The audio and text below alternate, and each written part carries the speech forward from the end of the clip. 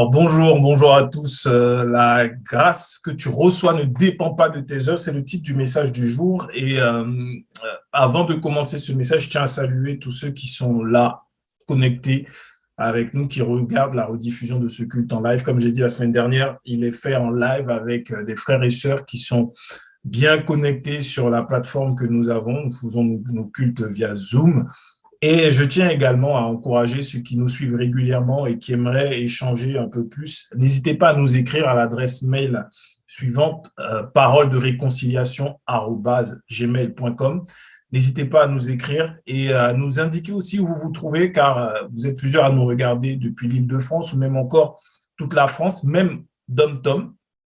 Donc, n'hésitez pas à nous écrire s'il y a besoin d'échanger de façon un peu plus personnelle ou même si on a des connexions. Là, parmi ceux qui sont live avec moi, il y en a qui sont dans différentes régions de France. Donc, si vous avez besoin même qu'on puisse venir et que nous ne sommes pas très loin, des frères et sœurs sont contents de partager un temps de communion fraternelle, de prier avec vous, d'échanger sur la grâce de Dieu de façon vraiment très informelle et non religieuse pour pouvoir démontrer. Ce que nous prêchons, c'est également ce que nous vivons, c'est ce que nous croyons et nous sommes loin de toute convention ou de tout formalisme.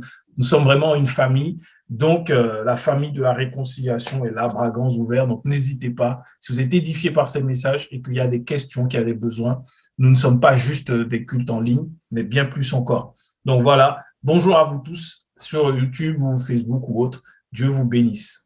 Alors, comme je disais, le message du jour, c'est la grâce que tu reçois ne dépend pas de tes œuvres. C'est important et j'aimerais bien que vous qui êtes là en live ou même vous qui regardez, que vous puissiez le dire et le déclarer parce que on nous a tellement souvent dans certains systèmes, pour ceux qui étaient dans des églises qui mettent en avant les œuvres, faire des déclarations et ce que l'on déclare est important, ce n'est pas rien ce que l'on dit. Donc vraiment, si toi qui regardes là maintenant, tu peux le déclarer pour toi-même, tu dis la grâce que je reçois ne dépend pas de mes œuvres. Elle ne dépend pas de mes œuvres. Mais de quoi elle dépend? Alors cette grâce dépend de l'œuvre achevée, accomplie et parfaite de Jésus-Christ à la croix. Voilà ce sur quoi repose la grâce que nous recevons. Nous recevons la grâce de Dieu. Nous ne cherchons pas à l'obtenir par nos œuvres, mais nous la recevons par la foi. La semaine dernière, on a vu Jésus-Christ le seul chemin. On a vu comment les voleurs, avec des méthodes astucieuses, venaient pour pouvoir dérober, égorger, détruire ce que le Seigneur nous a donné, sa grâce, en fait, ce don merveilleux, ce don gratuit pour nous, mais qui a coûté à Jésus-Christ sa vie humaine. Et aujourd'hui, nous allons donc aller plus en profondeur sur cette notion des œuvres, parce que aujourd'hui, c'est clair qu'on ne va plus parler de la table des lois, des 10 commandements, où on parle de, voilà, tu dois faire ci, comme ça. La loi a revêtu un autre aspect de nos jours. La loi dont nous parlons revêt un autre aspect, parce qu'il faut savoir que la loi, même à l'époque des Juifs, reposait sur beaucoup de traditions. Ils voulaient garder leur tradition parce que beaucoup avaient été exportés ou déportés suite à différentes guerres. Et donc, le but, et notamment le but des pharisiens, qui était cette secte rigide, était de garder les traditions juives des anciens pour ne pas perdre leur nature, en fait, pour ne pas perdre leur identité. C'est un peu comparable à certains mouvements, soit nationalistes ou identitaires, notamment par exemple, à un moment dans l'histoire américaine, il y a plusieurs descendants d'esclaves qui ont dit, bon, ben nous, on veut repartir en Afrique pour retrouver nos origines, et c'est ainsi que le Libéria a été créé, c'est ainsi que ce pays a été créé, le Libéria, parce que ils voulaient retrouver leurs racines, ils voulaient retrouver leur identité. Et il y a plusieurs mouvements comme ça qui naissent parmi les siècles où les gens ne veulent pas perdre leur identité, l'identité, j'ai envie de dire l'identité noire, l'identité corse, l'identité belge, l'identité bretonne. En fait, il y a plusieurs mouvements comme ça. Et donc, on veut se positionner comme gardien des traditions. Sauf que dans l'Église, malheureusement, ce genre de choses arrive encore. Et selon le cœur, j'ai envie de dire, malheureusement, de celui qui sera à la tête, en fait, il y a quelque part cette quête de garder une tradition et de dire que cette tradition, c'est Dieu qui le veut, elle vient de Dieu. Et donc, quand tu vas obéir à cette tradition, alors tu seras béni, tu vas recevoir parce qu'en fait, ça correspond à Dieu et c'est devenu une loi.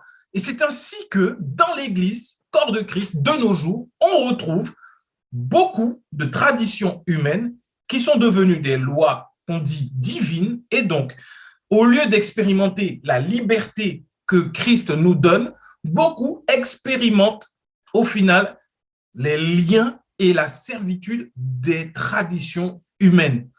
Donc, on va regarder la parole parce que ce phénomène ne date pas d'aujourd'hui. Nous sommes là au 21e siècle, on le voit, mais ça date de l'époque de Jésus déjà et même avant que Jésus ne soit manifesté en chair sur cette terre. On va regarder ensemble Marc 7, l'évangile selon Marc 7, le chapitre 7, du verset 1er au verset 13. Alors, l'évangile de Marc nous dit, les pharisiens et quelques scribes venus de Jérusalem s'assemblèrent auprès de Jésus. Ils virent quelques-uns de ses disciples prendre leur repas avec des mains impures, c'est-à-dire non lavées. Or, les pharisiens et tous les juifs ne mangent pas sans s'être lavés soigneusement les mains, conformément à la tradition des anciens. Et quand ils reviennent de la place publique, ils ne mangent qu'après s'être purifiés. Ils ont encore beaucoup d'autres observances traditionnelles, comme le lavage des coupes, des cruches et des vases d'airain. Et les pharisiens et les scribes lui demandèrent, « Pourquoi tes disciples ne suivent-ils pas la tradition des anciens, mais ils prennent leur repas avec des mains impures ?» Jésus leur répondit, « Hypocrite, Ésaïe a bien prophétisé sur vous. Ainsi qu'il est écrit, ce peuple m'honore des lèvres, mais son cœur est éloigné de moi. C'est en vain qu'il m'honore, en donnant des préceptes qui sont des commandements d'hommes. » Oui, des commandements d'hommes. Vous abandonnez le commandement de Dieu et vous observez la tradition des hommes. Il leur dit encore, vous anéantissez fort bien le commandement de Dieu pour garder votre tradition. Car Moïse a dit, honore ton père et ta mère, et celui qui maudira son père ou sa mère sera puni de mort. Mais vous, vous dites, si un homme dit à son père ou à sa mère, ce dont j'aurais pu t'assister est corban, c'est-à-dire une offrande à Dieu, vous ne laissez plus rien faire pour son père ou pour sa mère, annulant ainsi la parole de Dieu par votre tradition que vous avez établie. Et vous faites beaucoup d'autres choses semblables.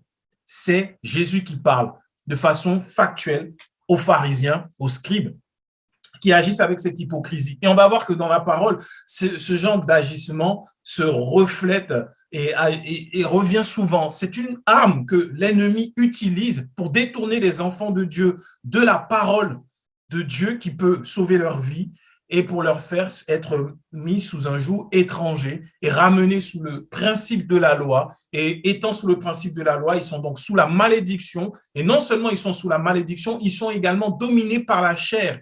Et qui dit dominé par la chair, le péché règne dans leur vie et au final, ils se retrouvent à être constamment en proie à des luttes avec leur chair et avec le diable parce qu'il est à l'origine du péché.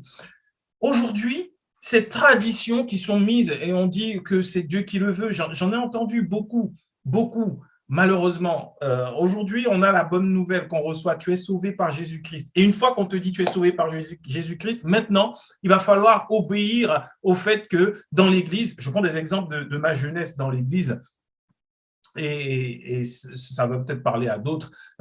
Maintenant, il faut mettre des jupes qui sont longues, qui vont jusqu'aux chevilles parce que la femme doit s'habiller décemment. Maintenant que tu as accepté Jésus, il faut que les garçons, vous coupiez bien vos cheveux parce que c'est dans le monde qu'ils font telle ou telle coupe. Maintenant que tu es à ceci, maintenant que tu es à Jésus-Christ, c'est fini de faire ceci, cela.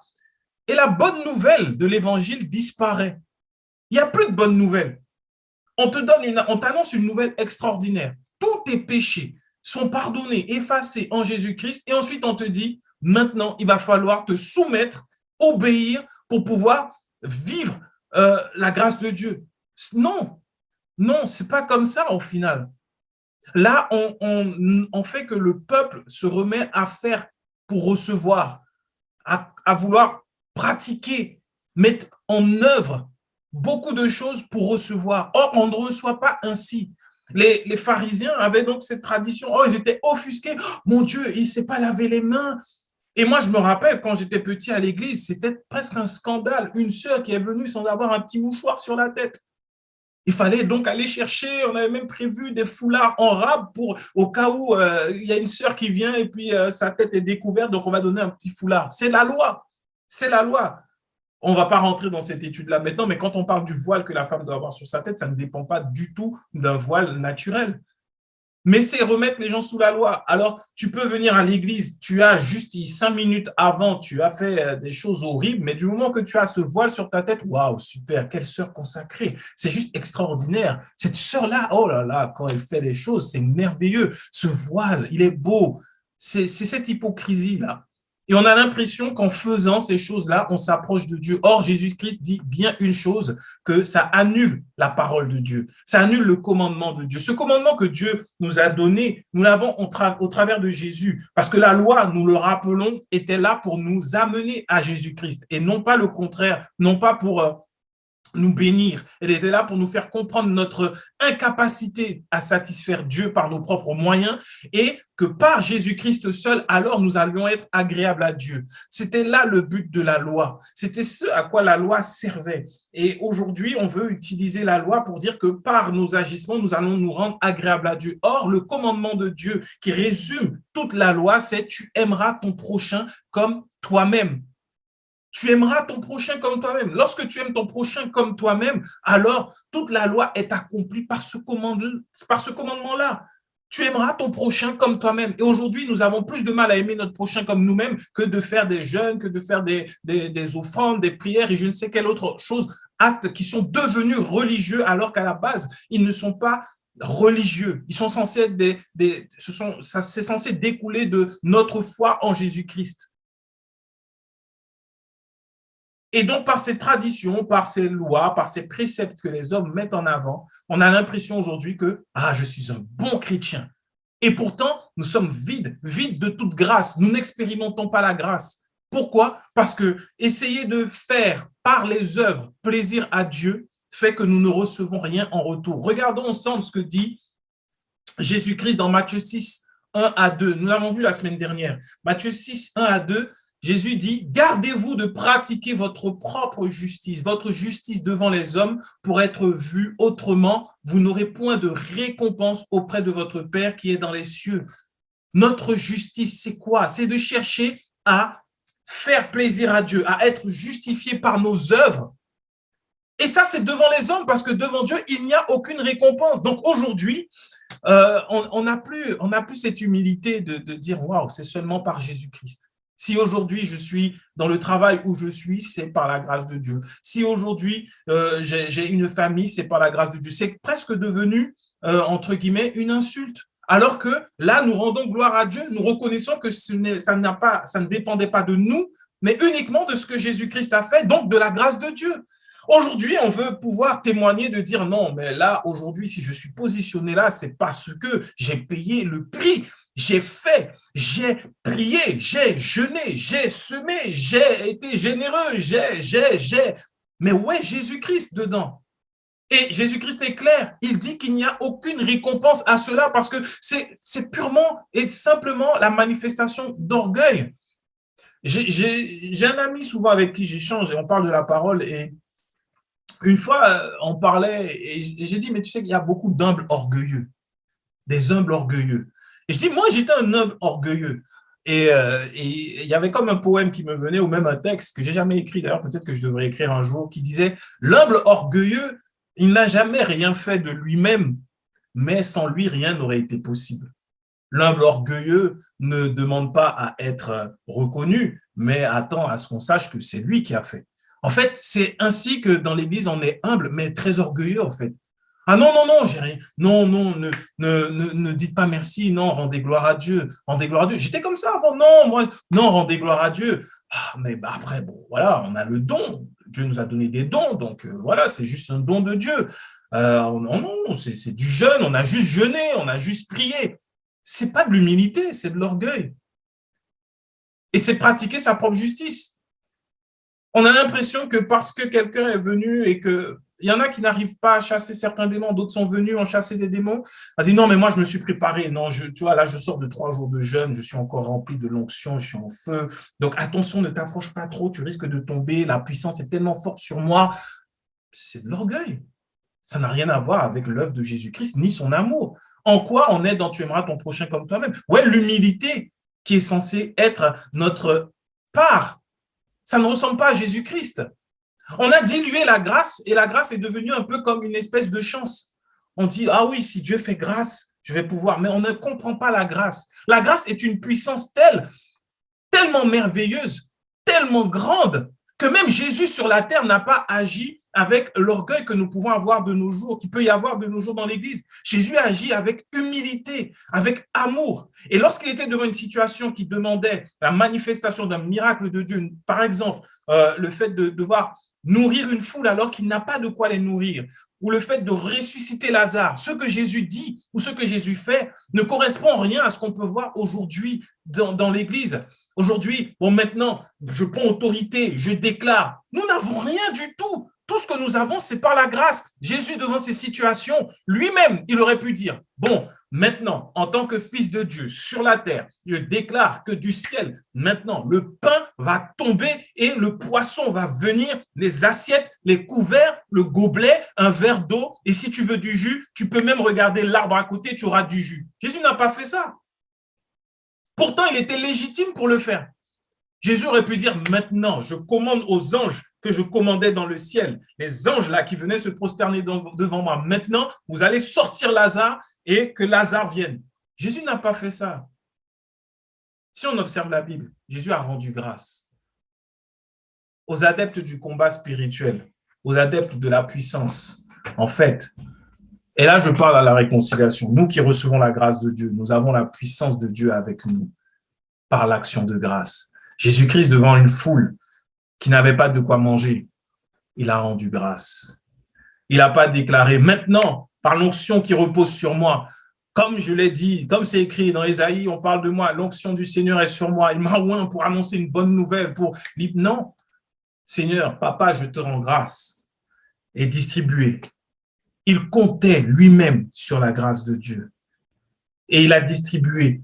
Et une foule a mangé et il y a eu en abondance. C'est ça la grâce. C'est là la puissance, la véritable puissance que Jésus-Christ a déployée. Devant le tombeau de Lazare, Jésus n'est pas encore mort. Jésus n'est pas encore allé récupérer les clés de la mort et du séjour des morts. Jésus n'a pas encore été glorifié par l'œuvre de la croix. Devant le tombeau de Lazare, Jésus-Christ n'a pas dit maintenant, mort, de quel droit? Non, Jésus-Christ a dit, Père, je te rends grâce de ce que tu m'exauces toujours.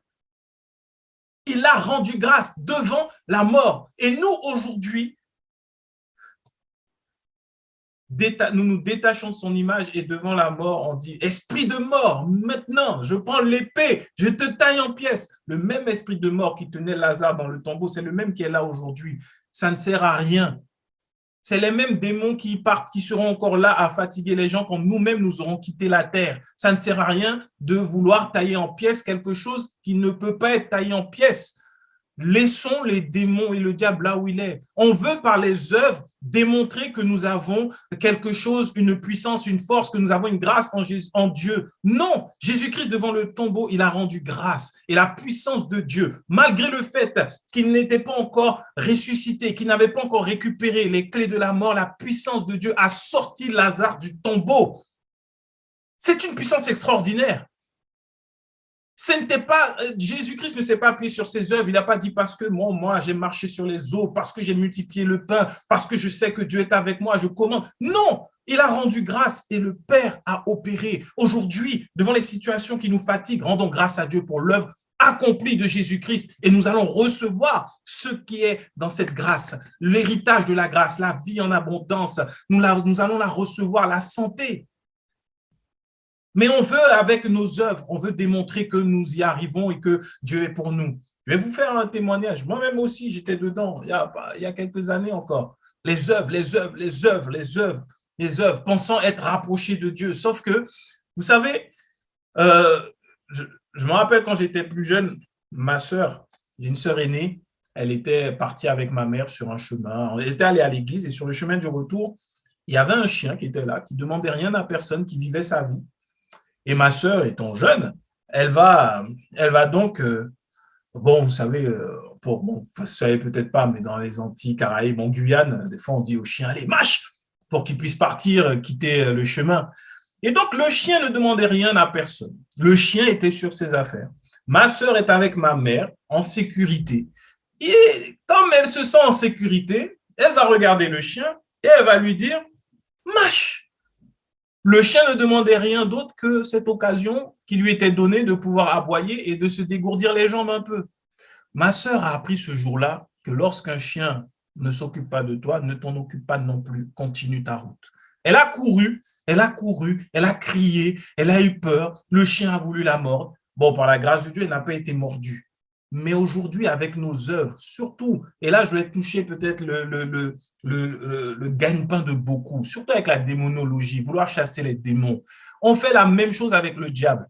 Le diable est vaincu. Le diable est à terre. Le diable n'a plus rien. Le diable est dépouillé. Mais nous, on va l'embêter comme ma grande sœur a fait. Et on va lui dire, Satan, lâche ma destinée, lâche ma famille, lâche mon mariage. Le diable qui est déjà vaincu, tu viens te mettre là devant lui, lui offrir un repas. Il va faire quoi? Il va t'attaquer en retour parce que c'est une invitation. Dans la grâce, nous avons tout. Le diable est vaincu. Mais on veut aller. Ah, Satan, toi, ça fait longtemps. Maintenant, feu. Il est vaincu. Il est vaincu. Vous avez déjà vu quelqu'un qui est tombé, qui a été humilié. Quand tu viens l'embêter aussi, des fois, tu te prends une gifle pour rien, juste parce que tu te moquais de lui. C'est pareil. Le diable est vaincu. Scoop 2021. Oyez, oyez. Jésus-Christ a vaincu le diable. Cessons d'essayer de lui chatouiller les orteils. Parce qu'en venant comme ça par les œuvres, nous sortons de la grâce. Et quand nous sortons de la grâce, nous nous remettons donc à une dimension humaine. Et dans la dimension humaine, le diable est toujours là, fort. Mais dans la dimension spirituelle, le diable est vaincu. Donc, en voulant chasser, au bout d'un moment, tu commences à voir attaque sur ta famille, attaque dans ton travail, attaque à gauche, à droite. Tu dis, mais je ne comprends pas, pourtant, j'ai jeûné. Ah bon, il faut que j'augmente encore. Il faut qu'on augmente le niveau. Il faut qu'on augmente le niveau. C'est ça le problème des œuvres. C'est que les œuvres, ce n'est jamais suffisant. Il faut toujours aller plus loin. Il faut faire plus. Et c'est ainsi que beaucoup d'hommes de Dieu, par manque de connaissance de la parole, mettre en avant, non, là, maintenant, je suis à un niveau spirituel. Non, il faut que là, tout le monde aille. Et je vous donne mon secret. Il faut jeûner. Il faut veiller. Il faut marcher dans la sainteté. Il faut faire ci, il faut faire ça. Vous savez que, en fait, le même niveau d'intimité que Jésus-Christ a avec le Père, nous avons ce même niveau d'intimité en lui, sans œuvre, sans effort, sans rien faire. Par Jésus-Christ, nous avons tout. Donc, celui qui dit, non, moi, je suis arrivé à tel ou tel niveau. Au début, j'ai commencé, j'étais frère. Après, je suis devenu responsable. Après, je suis devenu pasteur. Après, je suis devenu apôtre. Après, je suis devenu bishop. Après, je suis devenu archibishop. Après, je suis devenu archibishop des archibishops. Ça, là, il y a des... Non, ça ne tient pas devant Dieu. Il n'y a pas de niveau. Non. Ce qu'on peut, par contre, connaître dans la grâce de Dieu, c'est plus de profondeur dans le cœur du Père. Plus de profondeur. On peut découvrir jour après jour encore plus l'amour de Dieu sans nos œuvres, juste en recevant sa grâce et en gardant la foi en Jésus-Christ. Sans les œuvres. Les œuvres aujourd'hui sont devenues la nouvelle façon de fonctionner de la loi moderne qui tient encore les enfants de Dieu avec des pharisiens modernes. Regardons un peu, pour revenir encore à ce que Paul dit sur ce commandement que nous appliquons parfaitement en s'aimant les uns les autres. Il dit dans Galates 5, 13 à 15, « Frères, vous avez été appelés à la liberté. Seulement ne faites pas de cette liberté un prétexte de vivre selon la chair, mais rendez-vous par la charité ou par l'amour, serviteurs les uns des autres, car toute la loi est accomplie dans une seule parole. Dans celle-ci, tu aimeras ton prochain comme toi-même. Mais si vous vous mordez et vous dévorez les uns les autres, Prenez garde que vous ne soyez détruits les uns par les autres. Voilà ce que les œuvres produisent. Lorsqu'on veut se remettre sous la loi, on finit par se dévorer les uns les autres. On finit par dire, oui, mais là, si aujourd'hui, le pôle dans lequel je travaille à l'église ou ce département n'avance pas, c'est parce que lui, il ne prie pas assez. C'est parce que lui, il ne se lève pas quand nous tous nous levons pour prier. C'est parce que lui, il ne fait pas assez. C'est parce que elle ne donne pas assez. Ça, ce sont les œuvres qui découle de la loi. On finit par se mordre, on finit par ne plus être dans l'amour les uns vers les autres. On finit par se regarder et se juger pour dire, ah, lui, il vient à l'église une fois seulement par mois et après, derrière, il veut faire le plus spirituel. Mais on ne connaît pas la vie des gens, on ne sait pas ce qui leur arrive. On quitte la dimension de l'amour où la grâce de Dieu repose pour entrer dans une compétition qui ne glorifie pas Jésus-Christ, parce que ce n'est pas à coup de celui qui fait le plus de prières, de celui qui fait le plus d'offrandes, de celui qui fait le plus de choses que Dieu est glorifié. Imaginons-nous, nous sommes dans la famille de Dieu, Dieu est notre papa. Est-ce que nous, avec nos enfants, nous serions contents de voir nos enfants qui se disputent et qui se battent pour avoir notre amour, alors que l'amour que nous donnons à nos enfants ne dépend pas de leurs œuvres, mais dépend du fait qu'ils sortent de nous? C'est ce que Dieu veut. Nous sortons de Dieu. Il nous aime.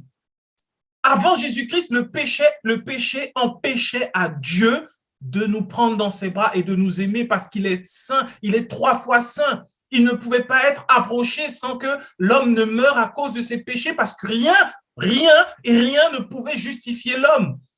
Mais aujourd'hui, la bonne nouvelle de l'évangile, et c'est ça la bonne nouvelle de l'évangile, parce que Jésus-Christ est mort, désormais, non pas nous pouvons nous approcher de Dieu, mais Dieu est venu vers nous. C'est Dieu qui nous a appelés, c'est Dieu qui nous a rencontrés, c'est lui qui nous a tendu la main, c'est lui qui n'a pas regardé à notre souillure et qui a donné son fils. C'est lui et lui seul. C'est lui qui vient vers nous. On a l'impression qu'aujourd'hui, c'est à nous de nous accrocher à Dieu. Non, bonne nouvelle, nouvelle invraisemblable. C'est Dieu qui nous tient dans ses mains. C'est lui qui nous aime et il veut que nous puissions vivre avec l'amour qu'il nous donne. Nous sommes séparés de la grâce de Dieu lorsque nous essayons de faire pour plaire. Aujourd'hui, ce qui a plu à Dieu, c'est le sacrifice de Jésus-Christ. Et ce qui fait encore que Dieu vient vers nous, c'est lorsque notre foi repose en Jésus-Christ. Et ce, peu importe ce que nous avons fait, le Père a déjà tout pourvu pour que nous demeurions ses enfants. Il nous a donné son esprit, et lequel en nous crie « Abba Père ». Nous rappelons que nous sommes enfants de Dieu. Quelle que soit la situation par laquelle tu passes, le moment difficile, le moment d'épreuve, le moment de doute, ou même parfois le moment de péché, n'oublie pas une chose, l'Esprit de Dieu au-dedans de toi ne te condamne pas, mais il te rappelle que tu es enfant de Dieu et que cette situation, elle n'est pas pour toi, elle est pour Jésus-Christ. C'est lui qui a tout réglé. Et ce que Dieu veut, c'est que tu expérimentes son amour. Si tu es tombé dans le péché, l'Esprit de Dieu va te rappeler, tu es enfant de Dieu. Le péché n'est pas ta nature. Ne culpabilise pas, sors, relève-toi, rends grâce pour l'œuvre de Jésus-Christ. Et ainsi, la puissance de la grâce va venir détruire les œuvres du péché en toi. La grâce n'est pas le prétexte pour aller faire ce qui est mal, non. La grâce, c'est le moyen que Dieu nous a donné parce que nous ne sommes pas parfaits. Parce que nous ne sommes pas parfaits, il nous a donné pour pouvoir toujours demeurer dans son amour en vrai. Pouvoir toujours demeurer dans son amour. On va regarder ensemble Colossiens 2, 6 à 23, où Paul parle aux Colossiens et il met en garde par rapport encore au fait de vouloir faire les œuvres et de ces enseignements-là par rapport aux œuvres. C'est important de le comprendre. Colossiens 2, 6 à 23, c'est un peu long, mais comme vous le savez désormais, j'aime le contexte d'un passage, pas juste prendre quelques passages pour en faire des prétextes et des doctrines qui ne sont pas vraies. Donc, Colossiens 2, 6, 23 dit « Ainsi donc, comme vous avez reçu le Seigneur Jésus-Christ, marchez en lui. » Marchez en lui. Est-ce que là, ça implique un effort? Vous l'avez reçu, marchez en lui, demeurez en lui, restez en lui. Étant enraciné et fondé en lui et affermi par la foi, d'après les instructions qui vous ont été données, et abondé en actions de grâce. Quand on est enraciné quelque part, quand un arbre est enraciné, est-ce que l'arbre marche un peu partout pour aller chercher de l'eau? Non. Là où on l'a enraciné, la personne qui l'a enraciné là s'occupe de lui. Et nous avons été enracinés en Christ. Donc, celui qui nous a enracinés en Christ, parce que nous avons été appelés par Dieu, c'est lui qui prend soin de nous, enracinés en Christ. Le verset 8 nous dit, prenez garde que personne ne fasse de vous sa proie par la philosophie et par une vaine tromperie, s'appuyant sur la tradition des hommes, sur les rudiments du monde et non sur Christ. Car en lui, en Jésus-Christ, habite corporellement toute la plénitude de la divinité. Vous avez tout pleinement en lui, qui est le chef de toute domination et de toute autorité. Et c'est en lui, toujours Jésus-Christ, que vous avez été circoncis d'une circoncision que la main n'a pas faite, mais de la circoncision de Christ, qui consiste dans le dépouillement du corps de la chair. Ayant été ensevelis avec lui par le baptême, vous êtes aussi ressuscités en lui et avec lui par la foi en la puissance de Dieu, qu'il a ressuscité des morts. Pause. Là, Paul rappelle aux Colossiens de faire attention à ces œuvres que les hommes veulent leur faire faire sous prétexte de tradition. Ce n'est pas la parole de Dieu, parce qu'en Christ, nous avons reçu une circoncision. Là, il fait allusion à la loi, une circoncision qui n'a pas été faite par la main d'un homme, mais en Jésus-Christ, nous avons été circoncis. Cette circoncision, c'est quoi? C'est que notre corps mortel a été dépouillé de la chair, c'est-à-dire du péché. Nous avons été pardonnés du péché. Notre corps mortel, nous avons été le dépouillement du corps de la chair, ayant été ensevelis en lui. C'est là la clé, le secret, pour ceux qui aiment les secrets, le secret de la victoire sur le péché. Nous avons été ensevelis en Jésus-Christ. Nous sommes morts avec lui. Et si aujourd'hui tu vis, tu ne vis plus à cause de la chair et du sang qui coulent dans tes veines, mais tu vis à cause de la vie de Jésus-Christ que tu as reçue au jour de ta nouvelle naissance. Et si c'est la vie de Jésus qui est en toi et qui t'anime, tu ne peux pas être attiré par le péché, tout simplement. Et c'est ça, la grâce de Dieu, sans effort. Le jour où j'ai dit oui, j'accepte Jésus comme mon Seigneur et mon Sauveur, c'est fini les efforts pour lutter contre le péché, parce que désormais, je ne suis plus poussé par la chair vers ce qui est interdit, mais je suis poussé par l'Esprit à faire la volonté du Père. Mais ça, malheureusement, on ne l'enseigne pas. On dit, maintenant que tu as accepté Jésus, il ne faut pas pécher, il ne faut pas, tu dois. Ça ne marche pas. C'est comme si on venait de ranimer celui qui avait été enseveli. Et c'est un zombie qui marche. C'est un mort-vivant qui marche. Et les zombies ne savent faire qu'une chose, tuer. Bon, ça, c'est les films. Je n'ai jamais vu de zombie en vrai. Mais dans les films, il n'y a aucun zombie qui a une vie tranquille, peinard. Non, on cherche à les détruire, à les tuer. C'est ce que ça fait. Quand on a reçu Jésus-Christ, ensuite on nous enseigne la loi et les œuvres, on devient des personnes qui ont fait peur au monde. On fait peur au monde. Tu deviens une sorte d'extrémiste. Tu commences à dire à ton collègue, non, mais toi, tu vas aller en enfer. Parce que ce que tu fais là, c'est pas bon. Repends-toi, tu acceptes Jésus. C'est pas ça l'évangile. C'est pas la bonne nouvelle à annoncer au monde. On l'a tous fait. On est allé dehors dire aux gens, repentez-vous, le royaume des cieux, il faut accepter Jésus, sinon tu vas finir en enfer. C'est pas la bonne nouvelle de l'évangile. L'évangile, c'est une bonne nouvelle. Là, on n'annonce pas une bonne nouvelle. C'est pour ça qu'on fait peur aux gens, à cause de la religiosité, les œuvres. On leur fait peur. Ça ne donne pas envie. On voit quelqu'un comme ça dans la rue. Ah, tu vas mourir parce que tu... Non, ce n'est pas la bonne nouvelle. Jésus-Christ n'est pas venu annoncer ça. Il est venu dire bonne nouvelle. Vous qui étiez éloignés de Dieu, Dieu s'est approché de vous. Et si Dieu s'est approché de vous, sachez que désormais, vous êtes libérés. C'est fini. Plus de lutte, plus de combat. Restez, demeurez, restez attachés en Jésus-Christ. C'est ça la bonne nouvelle. C'est une bonne nouvelle, une très bonne nouvelle, une nouvelle excellente. Et nous sommes fiers de l'évangile. Verset 13 de Colossiens 2 toujours, qui dit « Vous qui étiez morts par vos offenses et par l'incirconcision de votre chair », il parle là de la loi, il vous a rendu à la vie avec lui, en nous faisant grâce pour toutes nos offenses. Il a effacé l'acte dont les ordonnances nous condamnaient et qui subsistait contre nous. Et il l'a détruit en le clouant à la croix. Il a dépouillé les autorités, les dominations et les a livrées publiquement en spectacle, en triomphant d'elles à la croix. Là, ce n'est pas un passage à utiliser pour chasser un démon. C'est un passage qui déclare la victoire de Jésus-Christ.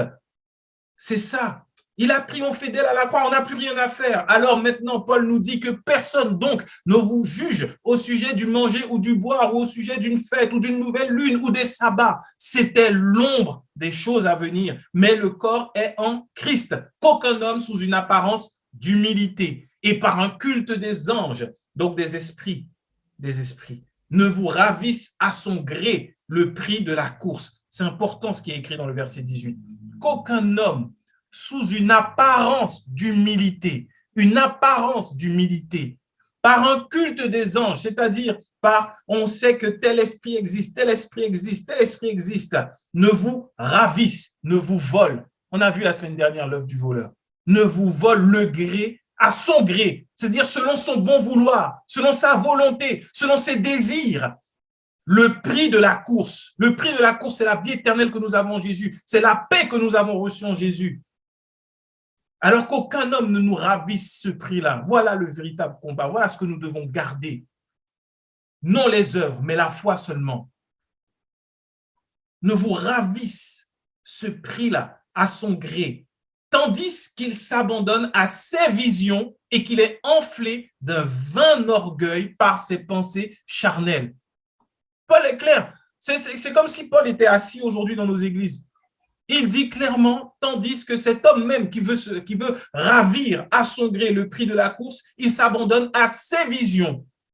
Et il est enflé d'un orgueil par ses pensées charnelles. Les pensées charnelles, on peut penser tout de suite impudicité. Non, c'est sa pensée qui vient de sa chair, de sa propre vision de Dieu, de la loi, au fait. Ses propres visions. Aujourd'hui, on ne va plus prêcher l'évangile et beaucoup de personnes vont courir après des hommes qui ont des révélations. La révélation sur le dernier crachat de Jésus à la croix. La révélation sur les sandales que Jésus avait. La révélation sur les instruments de Jésus lorsqu'il était charpentier. Mais ce n'est pas l'évangile. Ce qui est triste, c'est que beaucoup courent après aujourd'hui des prophètes avec des offrandes pour avoir des révélations. Alors la révélation sera, je crois aux prophètes, je crois aux dons spirituels, dès lors qu'ils sont sous la grâce. Et c'est pour ça que Paul dit que la voie excellente pour les dons spirituels, c'est l'amour. Je crois aux dons spirituels. Mais aujourd'hui, on voit des hommes qui se mettent en spectacle et qui viennent et qui regardent quelqu'un qui dit « Toi, quand tu étais petite, tu avais un vélo rose. Et sur ce vélo, un jour, tu es tombé, ça t'a laissé une cicatrice au genou. Vrai ou pas ?» Personne. Oui, c'est vrai. Oh là là, mon Dieu, prophète, tu es vrai. D'accord. Aujourd'hui, maintenant, tu travailles à tel endroit, ta voiture est orange et puis tu t'habilles comme ça. Et puis un jour, une collègue t'a mal parlé. Depuis, vous êtes fâchés. Oh mon Dieu, comment tu sais ça? Bon, aujourd'hui, Dieu te dit, c'est fini. Quelle est l'édification? En quoi ta vie a été changée et transformée? Des choses que toi-même, tu sais. Tu as besoin qu'un homme vienne te redire ce que tu sais déjà. Tu as besoin qu'un homme vienne donner des révélations. Tu sais déjà. Et quand il dit aujourd'hui, Dieu dit c'est fini, ça veut dire quoi? En quoi Christ est glorifié? En quoi on a été édifié dans la foi? En quoi on est rapproché de Dieu? En quoi l'amour que nous pouvons avoir pour l'époux a augmenté et grandi? En rien. Par contre, la renommée de cet homme, waouh, prophète, prophétise, oh, puissance de Dieu et tout ça, ce n'est pas la volonté de Dieu. Et bien souvent, malheureusement, ces hommes-là ne prêchent pas l'évangile, mais prêchent leur propre vision. Ils prêchent leur propre vision, et c'est ce que Paul dit. Il s'abandonne à ses visions et qu'il est enflé d'un vain orgueil par ses pensées charnelles, sans s'attacher au chef, dont tout le corps, assisté et solidement assemblé par des jointures et des liens, tire l'accroissement que Dieu donne. Tout ça, c'est sans s'attacher à Jésus-Christ. Et au verset 20, il dit, « Vous êtes morts avec Christ au rudiment du monde. » Pourquoi? Comme si vous viviez dans le monde, vous impose-t-on ces préceptes. Ne prends pas, ne goûte pas, ne touche pas. Préceptes qui tous deviennent pernicieux par l'abus, qui ne sont fondés que sur les ordonnances et les doctrines des hommes. Ils ont, à la vérité, une apparence de sagesse, en ce qu'il indique un culte volontaire, de l'humilité et le mépris du corps, mais ils sont sans aucun mérite et contribuent à la satisfaction de la chair. En fait, ce que Paul dit, c'est que lorsqu'on va te dire, cette semaine, jeûne, arrête un peu de faire ci, arrête de faire ça, ne fais pas, fais ceci, fais cela, ça ressemble à de l'humilité. Mais en fait, en vrai, ce qui est terrible, ça ne contribue qu'à une seule chose, satisfaire la chair. Pourtant, ça paraît être saint, ça paraît être humble, ça paraît être religieux. Ça paraît t'approcher de Dieu. Non, là, je suis à la montagne. Là, je suis à la montagne. Je ne prends pas, je ne mange pas, je ne m'approche même pas de mon épouse. Je prie toute la journée. Oh, je suis à la montagne. Mais en fait, là, la chair, elle est en train d'être satisfaite. Ça n'édifie pas. Christ n'est pas édifié. Christ n'est pas glorifié. Et pourtant, ça ressemble au culte volontaire. Ça ressemble à mourir à soi. Ça ressemble à s'abandonner à papa, alors qu'on est loin de lui. Et notre chair est renforcée. Et c'est ainsi que souvent, on sort de la montagne pour aller tout de suite se jeter dans le feu de la chair, parce qu'elle a été renforcée. Elle a été renforcée. Et c'est triste, parce qu'on finit par être hypocrite devant Dieu. C'est terrible. Alors que la grâce, nous la recevons gratuitement. On va finir avec un passage ô combien intéressant. Ô combien intéressant. Acte 8, du verset 5 au verset 25. Oh, comme j'aime ce passage de la parole qui nous rappelle la grandeur de la grâce de Dieu et le don merveilleux qu'il nous a fait, ce don gratuit. Acte 8, du verset 5 au verset 25, nous dit « Philippe, étant descendu dans la ville de Samarie, il prêcha le Christ. Il prêcha le Christ. Les foules tout entières étaient attentives à ce que disait Philippe lorsqu'elles apprirent et virent les miracles qu'il faisait. Car des esprits impurs sortirent de plusieurs démoniaques en poussant de grands cris, et beaucoup de paralytiques et de boiteux furent guéris. Et il y eut une grande joie dans cette foule. Il y avait auparavant dans la foule un homme nommé Simon, qui, se donnant pour un personnage important, exerçait la magie et provoquait l'étonnement du peuple de la Samarie. Tous, depuis le plus petit jusqu'au plus grand, l'écoutaient attentivement et disaient « Celui-ci est la puissance de Dieu. Ah, celle qui s'appelle la grande. » Ils l'écoutaient attentivement parce qu'il les avait longtemps étonnés par ses actes de magie. Mais quand ils eurent cru à Philippe, il leur annonça la bonne nouvelle du royaume de Dieu et du nom de Jésus-Christ. Hommes et femmes se firent baptiser. Simon lui-même crut. Et après avoir été baptisé, il ne quittait plus Philippe et il voyait avec étonnement les miracles et les grands prodiges qui s'opéraient. Les apôtres qui étaient à Jérusalem, ayant appris que la Samarie avait reçu la parole de Dieu, y envoyèrent Pierre et Jean. Ceux-ci, arrivés chez les Samaritains, prièrent pour eux afin qu'ils reçussent le Saint-Esprit, car il n'était encore descendu sur aucun d'eux. Il avait seulement été baptisé au nom du Seigneur Jésus. Alors Pierre et Jean leur imposèrent les mains et ils reçurent le Saint-Esprit. Lorsque Simon vit que le Saint-Esprit était donné par l'imposition des mains des apôtres, il leur offrit de l'argent en disant « Accordez-moi ainsi ce pouvoir afin que celui à qui j'imposerai les mains reçoive le Saint-Esprit. » Mais Pierre lui dit « Que ton argent périsse avec toi, puisque tu as cru que le don de Dieu s'acquérait à prix d'argent. Il n'y a pour toi ni part ni lot dans cette affaire, car ton cœur n'est pas droit devant Dieu. Repens-toi donc de ta méchanceté et prie le Seigneur pour que la pensée de ton cœur te soit pardonnée s'il est possible.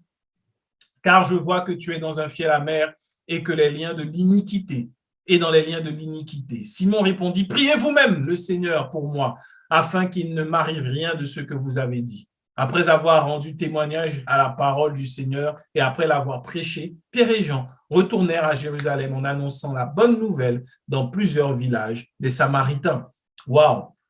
Quel passage extraordinaire. Il nous reste peu de temps, mais je vais essayer en peu de temps de pouvoir en parler et on continuera la semaine prochaine. On voit là Philippe qui va annoncer la bonne nouvelle de l'évangile en Samarie. Samarie, une ville de païens, ce n'était pas des juifs. Il va annoncer cette bonne nouvelle et cette bonne nouvelle va être accompagnée de signes, de miracles, de prodiges extraordinaires, des démons chassés, des malades guéris, des paralytiques qui marchent. Waouh! Dieu à l'œuvre. Mais avant, il y avait un homme, magicien. Mais quand on dit magicien, ce n'était pas Gérard Majax, pour ceux qui ont connu à l'époque. Ce n'était pas je fais sortir des cartes de ma manche, un petit lapin de mon chapeau. Ce n'était pas ça. Le mot qui est utilisé là, c'est un mot qui tire son origine du grec, du mot magos. Et ce mot magos, ça signifie un mage, comme les mages qui sont venus auprès de Jésus quand il est né. Donc, c'est des personnes qui regardent aux étoiles, l'astrologie, qui font de la divination.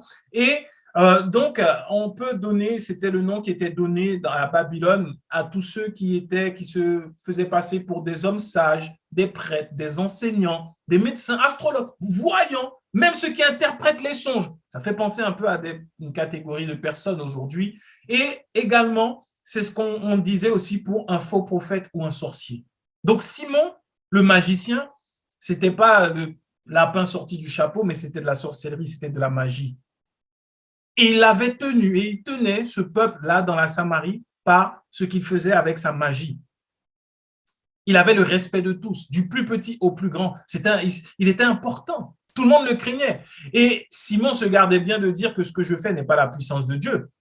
Non, les gens eux-mêmes ont dit, à lui là, il a la puissance. Et cette puissance-là, c'est la véritable. Et les gens disaient, c'est la véritable, la vraie, celle de Dieu. Mais quand la grâce est venue par Philippe, les gens se sont détournés de ce magicien pour se tourner vers Dieu. Et lui-même, le magicien, a cru à Dieu. Sauf que le magicien ne s'est pas détaché totalement de sa soif de pouvoir. Non, il a vu par Jésus-Christ, par l'œuvre de Jésus-Christ, l'occasion de pouvoir devenir encore plus puissant et d'avoir plus de renommée. Et c'est pour ça qu'il va venir avec ces méthodes de sorcellerie devant Pierre et Jean quand ils vont voir que Pierre et Jean, ils prient, ils imposent les mains aux gens et waouh, magnifique puissance de l'esprit se déploie. Il va vouloir venir avec une offrande. Aujourd'hui, beaucoup d'hommes de Dieu, ils se sentent honorés parce qu'on va venir vers eux avec une offrande. Pourquoi? Pour la même chose que Simon, en fait.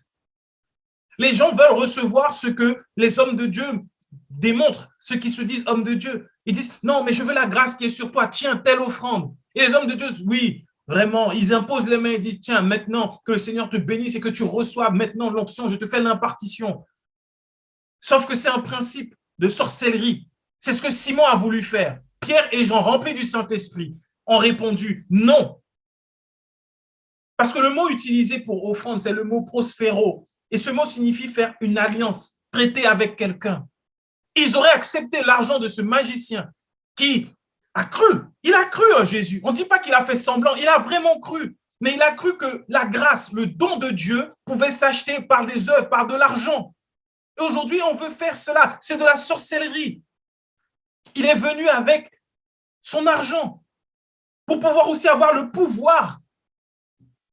Pour avoir le pouvoir d'imposer les mains aux gens, et les gens, ils reçoivent le Saint-Esprit, ils prient en langue, ils parlent en langue. C'est ce qu'ils voulaient. Mais si Pierre et Jean avaient accepté cet argent-là, ils se seraient corrompus. Parce que c'est une alliance qu'ils auraient faite avec un esprit. L'esprit qui animait Simon à ce moment-là n'était pas l'esprit de Dieu. Aujourd'hui, beaucoup trop d'hommes de Dieu acceptent des soi-disant offrandes, de l'argent pour que non, la grâce que tu as d'enseigner, de prier, je veux la même. C'est démoniaque. Ce n'est pas la volonté de Dieu. Le don de Dieu, c'est un don. On n'a pas d'œuvre à fournir, ni d'argent à donner pour la vie en abondance, pour la paix, pour la grâce, pour l'esprit. Il n'y a rien à faire. Si aujourd'hui, je t'offre une voiture, tu n'as plus rien à faire. La voiture est à toi. Tu n'as pas à me donner tous les mois 100 € pour dire, bon, ok, il m'a offert la voiture, mais comme je ne suis peut-être pas sûr, peut-être qu'il peut revenir prendre la voiture, donc tiens 100 €. Non, ça c'est un crédit. C'est pas un don. Nous avons le don. Le don de la grâce nous a été donné. Ni les œuvres, ni l'argent, ni ce que nous pouvons faire ne fera que nous allons recevoir plus de grâce. Seule la foi. Simon a cru, mais Simon n'a pas reçu la grâce. Et parce qu'il ne l'a pas reçu, ses œuvres ont démontré que son cœur n'était pas tourné vers Dieu. Et c'est là qu'on ne comprend pas la relation entre la foi et les œuvres. Et c'est ce que nous allons voir la semaine prochaine en regardant Jacques au chapitre 2, le chapitre tout entier. On le verra la semaine prochaine si Dieu le veut. De bien comprendre, parce que souvent on a lu Jacques et on n'a pas compris. On a dit que la foi sans les œuvres, elle est morte en elle-même et que celui qui a la foi démontre sa foi par ses œuvres. C'est parce que ça a été mal compris. On reprendra dans tout le contexte ce passage et on verra que ce que Jacques dit, c'est que lorsque tu as cru, en Jésus-Christ, en fait, tu abandonnes la loi et le vouloir faire par tes propres œuvres, parce que tu les as abandonnées, tu vas avoir des œuvres qui ne correspondent pas à la loi, mais qui correspondent à la grâce. Tu ne vas pas vouloir faire pour démontrer que tu as, mais tu feras parce que tu as reçu. C'est complètement différent. Et on verra ça ensemble la semaine prochaine. Ne nous laissons pas être remis sous un joug étranger. Nous avons la liberté en Jésus-Christ. La foi que nous avons en Jésus-Christ, la foi seule suffit. Non pas nos prières, nos offrandes. On risque de se retrouver dans beaucoup de problèmes inutilement et de vivre une vie de frustration. La grâce que tu reçois ne dépend pas de tes œuvres, mais uniquement de l'œuvre de Jésus-Christ à la croix. Amen. Prions ensemble. Seigneur, merci encore pour ta présence au milieu de nous. Nous te remercions pour ta parole. Accorde-nous de marcher, non pas selon la recherche des œuvres, mais de laisser que l'Esprit nous conduise, de marcher selon l'Esprit et de ne pas accomplir la volonté de la chair. Merci pour ta parole qui vient nous faire du bien. Que, Seigneur, nous puissions nous appuyer, nous reposer totalement sur l'œuvre achevée de Jésus-Christ à la croix. Nous voulons combattre le bon et beau et merveilleux combat de la foi. Ô Seigneur, conduis-nous encore en profondeur dans ta parole. Tout au long de cette semaine, accorde-nous de renouveler constamment, Seigneur, notre intelligence dans ta parole et que nous puissions repasser ces paroles dans nos cœurs. Merci parce que tu nous fais du bien. Nous recevons les dons de ta grâce pour cette semaine et tes bénédictions tout entières qui ne sont suivies d'aucun chagrin. C'est à toi qu'appartiennent le règne, la puissance, la gloire au siècle des siècles. Et parce que tu nous as tant aimés, que tu nous as donné Jésus, nous voulons en retour t'aimer et te dire que tu es tout pour nous. Père, c'est avec reconnaissance et amour que nous te prions dans le nom de Jésus. Amen.